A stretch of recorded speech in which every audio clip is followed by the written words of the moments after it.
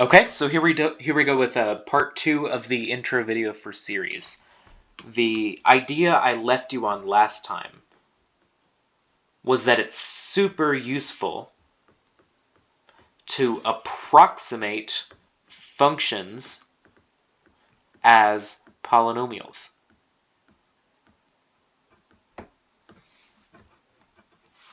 And here I'm going to give you the answer to this question. This is an intro for the entire chapter.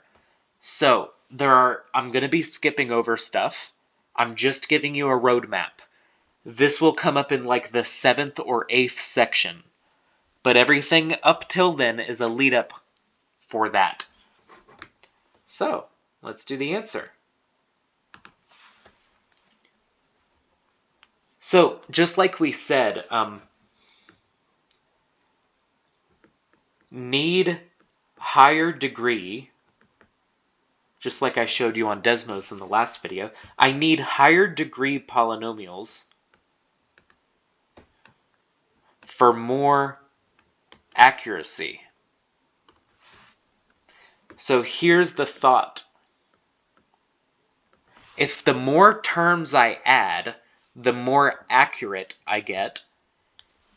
Here's my naive thought. It sounds silly, but this is just it's a guess. And it's a guess with evidence based on this. If more terms give me more accuracy, will infinitely many terms be exactly right?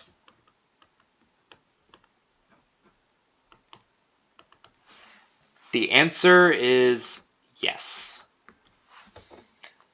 So now I'm going back to answering this original question. The idea is I want to write a function, f of x, as a polynomial with infinitely many terms.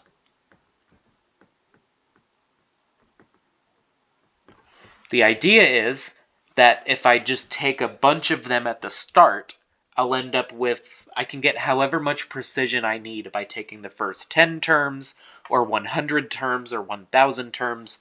But the idea is, if I have infinitely many terms, I can write a function exactly, not as an approximation. So, let's start. Let's say my function f of x is, in fact, I'm not going to write f of x. Let's do an actual example. Let's do e to the x like we did last time. E to the x. Let's just say, for instance, it's a polynomial with infinitely many terms. That means it has a constant term, and I have to label these because I have infinitely many of them, so I've got to put little indices to make the distinction. It has a constant term, there's the linear term, there's the quadratic term, there's the x to the third power term, x to the fourth power term, x to the fifth power term, and those go on forever. Now, I'm not exploring what that means just yet. This is what a lot of the chapter is about, is that it looks fussy. It looks like I'm fudging a lot of stuff. It looks weird. We're going to iron out exactly how this works. That's the point of the chapter. So, how do I need to find what these coefficients are? Well, it looks like a really daunting task, but I think I have one way that I can start. If I let x equal 0, then everything on this side, everything except a0 will go to 0. Because I have a1 times 0, a2 times 0 squared, all the other stuff goes away. So I'm just left with e to the 0, which is a0. And e to the 0 is 1, so 1 is a0. I'll put a big box around that so I can do it later. So now I've got e to the x is 1. plus a1x plus a2. I've got to figure out the other numbers.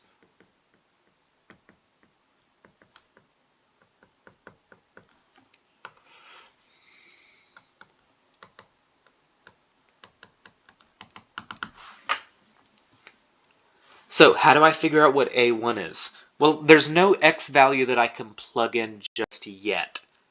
But if I took the derivative of this on both sides, then I actually would have a constant term that I can work with. The 1 would go away, and the a1x, with the derivative of just something times x, is just that something.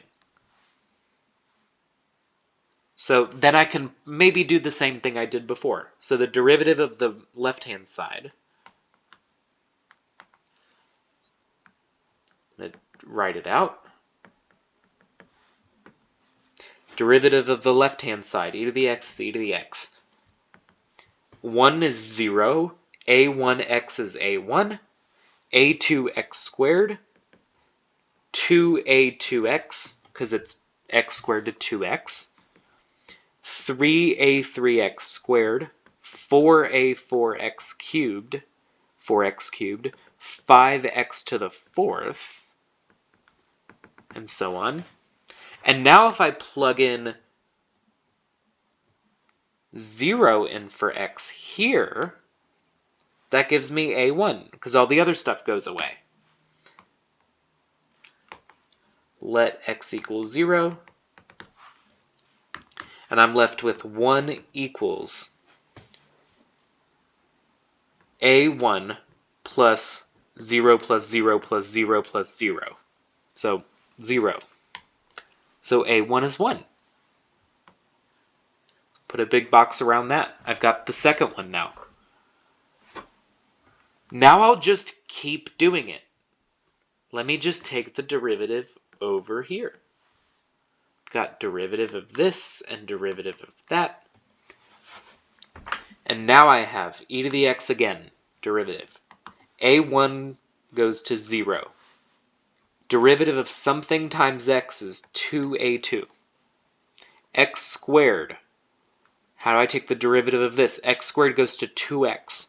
So I got to do 3a3 times 2. You're going to see in a moment why I'm going to write it like this, but I'm just going to leave it as 3 times 2. a3x. 3 comes down. I'm going to leave it as 4 times 3. a4 x squared. 5 times 4, a5 x cubed, etc., etc., etc. Now I'll just check it out. Now these will go away. Let x equal 0. E to the 0, I get 1 over here. That's 2a2. And everything else goes to 0. So then a2 equals a half. Box that in. Once you start noticing the pattern, we'll stop. Take the derivative again. Derivative, I'm not going to write it all out. I'm going to take the derivative though. E to the x equals 2a2 goes to 0. X turns into just that.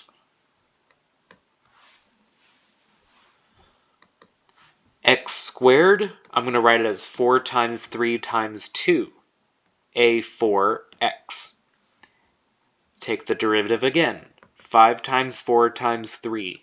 a5x squared. I'll go on and on and on. Plug in x equals 0 here. Starting to get the pattern. E to the 0 is 1. And I get 3 times 2a3. X's go away here. X squareds, they go away here. And they'll all go away. So, a3 is 1 over... I'm going to leave it as 3 times 2.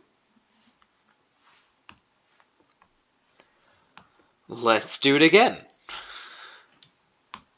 Take the derivative.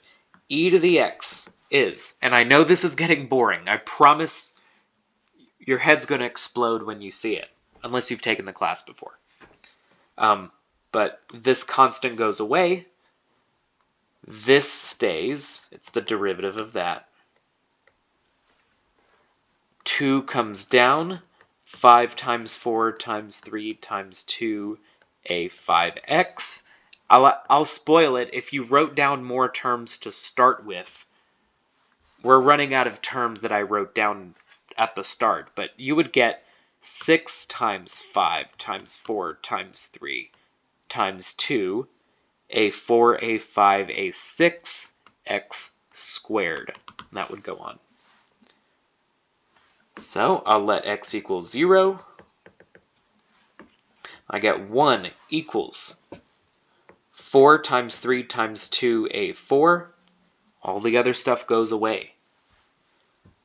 So a4 equals 1 over 4 times 3 times 2. Let's see if we can notice the pattern.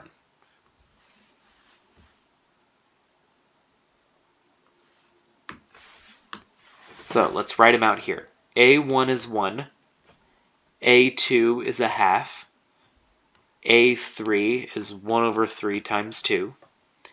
A4 is 1 over 4 times 3 times 2. I bet you can tell me what A5 is going to be. It's going to be 1 over 5 times 4 times 3 times 2.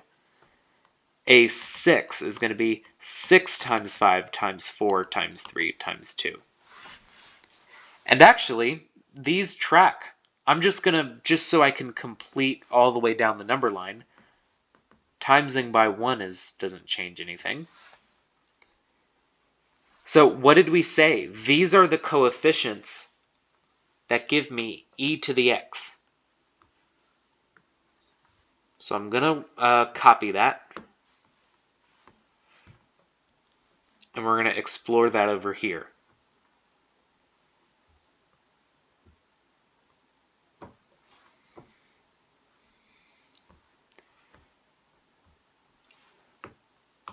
So let me just move it. Perfect. So now I can say that e to the x equals a1 plus a2x plus a3.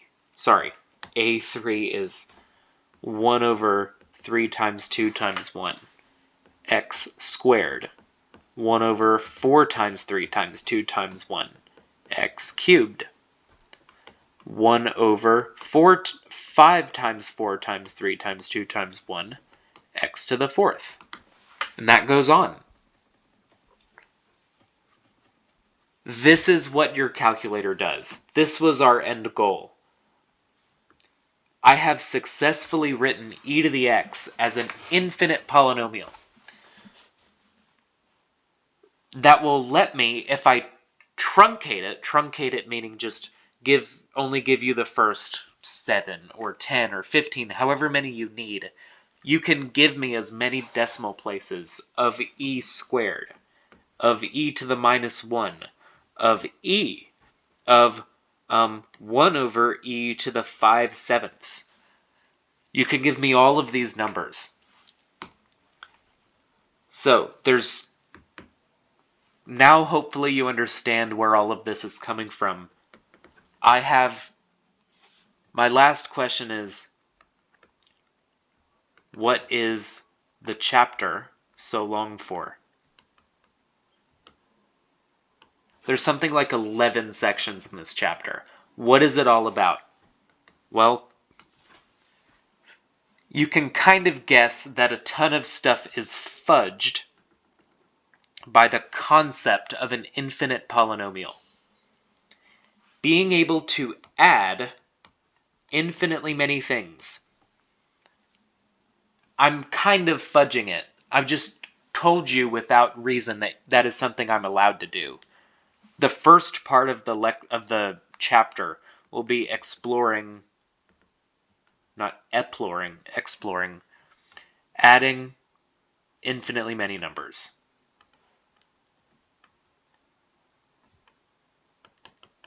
What does that even mean to do that?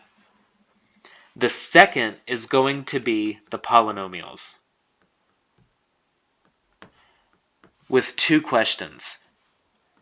How do we fudge infinitely many terms? How do I know that doesn't give me any problems? And it does give you some problems. You have to be careful sometimes. And then, how to do it for other functions.